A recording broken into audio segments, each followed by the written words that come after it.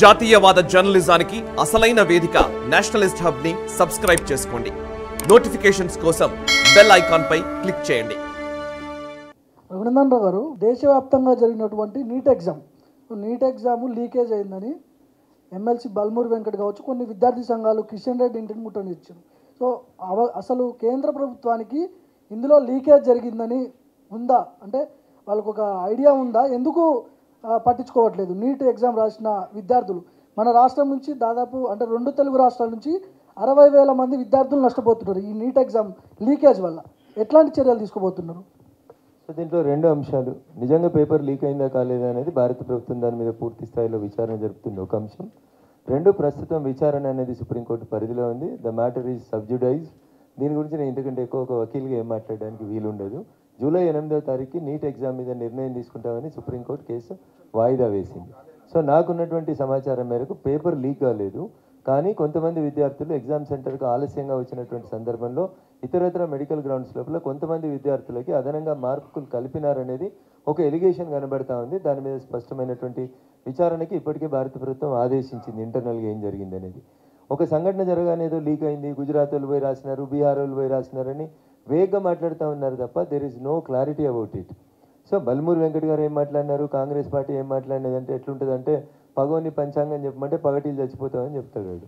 నువ్వు నీట్ చేసినా ఇంకేం చేసినా ఇంకేం పరీక్ష చేసినా కోడిగుడ్డు మీద ఎట్లా ఈకలు వేయకాలి, బీజేపీని నరేంద్ర మోడీ గారిని ఎట్లా బదనాం చేయాలని చూస్తారు తప్ప నరేంద్ర మోడీ గారు పేపర్లు తీసుకుపోయి గుజరాత్లో అమ్ముకోమని చెప్తారా?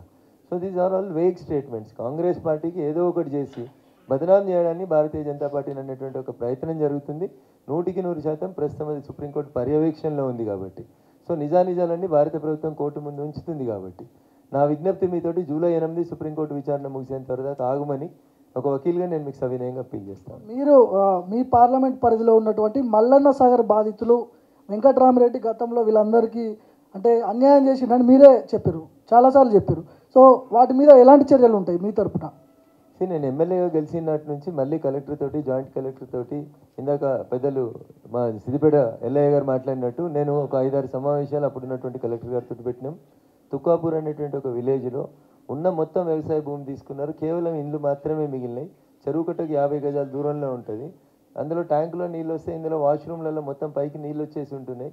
వాళ్ళు స్నానం చేస్తే నీళ్ళు పోతలేవు, టాయిలెట్లో నీళ్ళు పోతలేవు. ఊరునే రీహాబిలిటేట్ చేయమని, ఒక్కొక్కరికి ఒక్కొక్క డబుల్ బెడ్రూమ్ ఇస్తామని అప్పుడు ఎమ్మెల్యేగా నాకు ఉన్నటువంటి అధికారాలతోటి ఇదే వెంకటరామరెడ్డి అనే కలెక్టర్ తోటి 3 సార్లు మీటింగ్ జరిపినాం. సో రేపు అయిపోతుంది, ఎల్లుండి అయిపోతుంది అని చెప్పి ఆయన రాజకీయాలు మాట్లాడినాడు తప్ప ఆయన ఏ రోజు కూడా నిజంగా ప్రజల సమస్యల కోసం పరిష్కారానికి పనిచేయలేదు.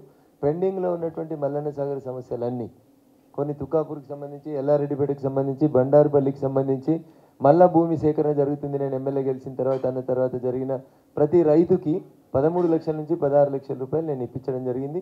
కొంతమంది తరఫున కోర్టులో పిటిషన్స్ వేసినాం, అవి కూడా డిస్పోజ్ అవుతాయి, వాళ్ళకు కూడా డబ్బులు వస్తాయని నేను అనుకుంటున్నాను. మిగిలిన ఏమన్నా చెక్కులు మిగిలినా, ఇంకెవరన్నా బాధిత కుటుంబాలు మిగిలినా జూలై 10 తర్వాత మళ్ళీ మల్లన్న సాగర్ సమస్యను ప్రారంభిస్తాం.